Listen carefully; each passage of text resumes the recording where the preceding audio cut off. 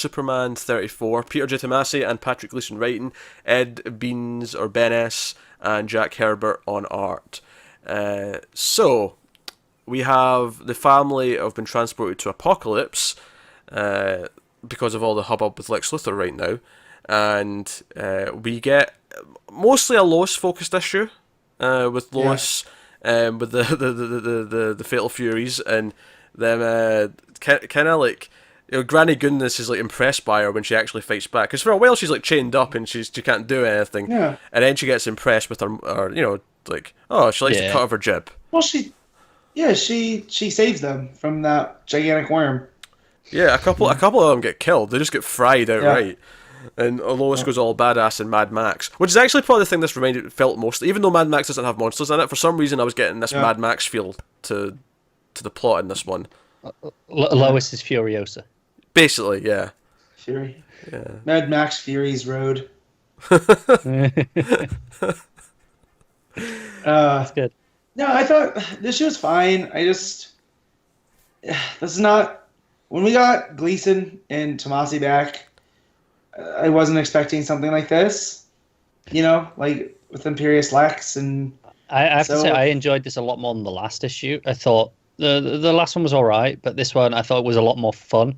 You know, you got all that lower stuff. You've got Lex being really slimy, which was, again, really fun. Was he being slimy, though? Well, kind of. I mean, that's the impression. That's the way I took it, yeah. Because he's basically like, yeah, by the way, guys, like, yeah, give me that prophecy back that told you I was going to be the new god of Apocalypse. Well, because, he used it to his advantage, right? And now, though, he's letting them know. So I don't think it's necessarily being slimy. Oh, no, it really felt like, I'm getting myself out of this. Hey, I did this for while it was good for me, but hey, here's Superman. Yeah. He's back-talking. He's like, hey, you know who doesn't bleed? That guy. Yeah, he's the one you want. Exactly. So, to me, that's not slimy. I mean, I guess it is, because he's, you know, trying to slither out of something, but I just looked at it as self-preservation versus... I think that is slimy for Luthor, though, because it's not self-preservation. He could do this. He just doesn't want to.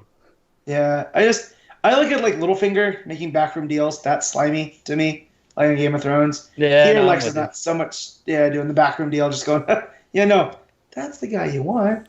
And it was, I love this Luthor, and it's going to be sad. I say it every time when he goes back to being evil Lex. I'm really glad it's lasted as long as it has, though. Because I think when this started, way back in Forever Evil, this kind of started, right?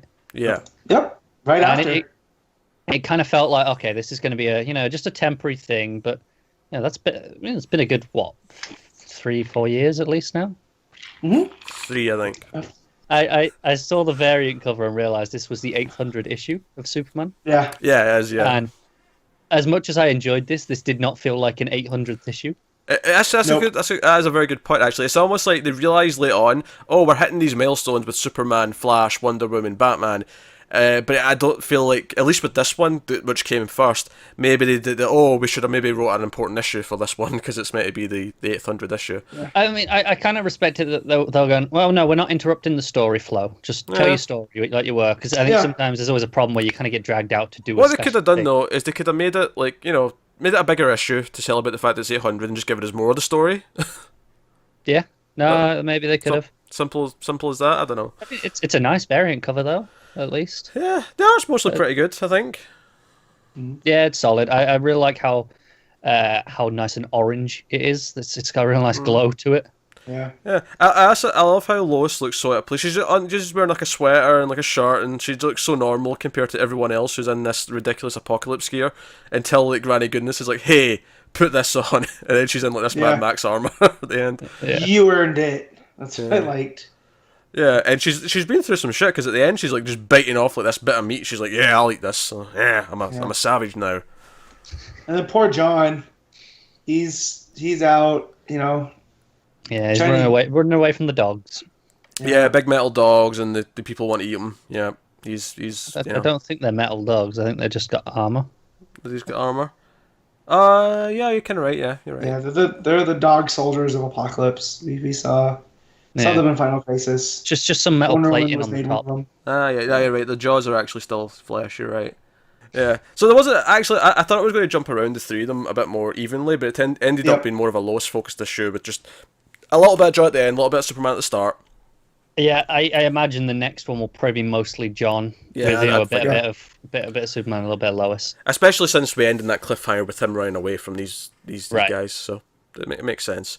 I thought it was fine. I think it was obviously the best issue of Superman, but it was a far cry better than anything we'd had before the last issue. It was an enjoyable issue of Superman, though. It was an enjoyable issue of Superman. Yeah. Yeah, sure, cool. I like how Matt's the one who's a bit down on it. He's like, Yeah. This is. Yeah, I think he just holds Superman to a higher standard than we do. I do, and the fact that it was just like, I feel like they're just tying up loose ends before Doomsday Clock, like this whole Dark Side stuff, and yeah. it was a fine issue, but it wasn't like at the level that I thought it was going to continue. No, from the I last don't one. think it was like at top form, but I think it was. I'm just glad to be enjoying Superman and going, oh, this is really enjoyable and fun to read, and I'm like, and I feel like it's been a good few months since I've had that feeling. So in that Yeah. sense, to me, this is quite good. Yeah.